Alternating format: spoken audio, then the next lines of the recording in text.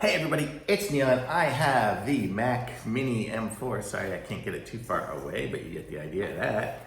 And what I have over here is a dock for it. So we're gonna go ahead and give this thing a try and see what we've got. It's a stand hub for 2024 Mac Mini M4 or M4 Pro. I'm not sure if I have the Pro or there's the M4. So let's go ahead and see what we have. Okay, so here's all the pieces and parts that comes with it.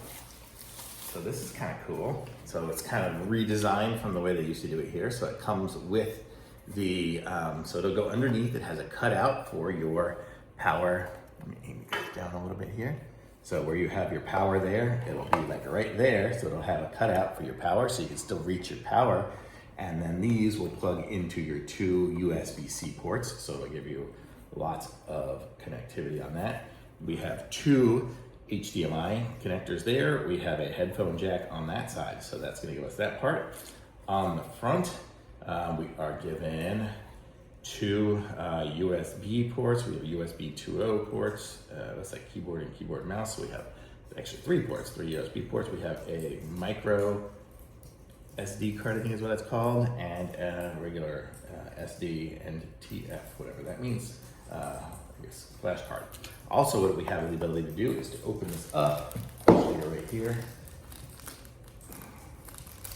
I don't think it has one in it. I think we have to get our own, but we can put our own little memory card in it. So like what I have on this current dock here, I have a, I think it's an 8 terabyte drive in there. So this gives you the ability to put a drive in there as well. So you can have this as extra storage because you don't want to pay so much to have the storage that it comes with. You can actually just go ahead and buy some storage externally and connect it up. So that is cool. So that is going to be how this connects up. Let me put this back on here. So that's it. All you do is snap it in, just like anything would snap in. Just push down. It's super simple.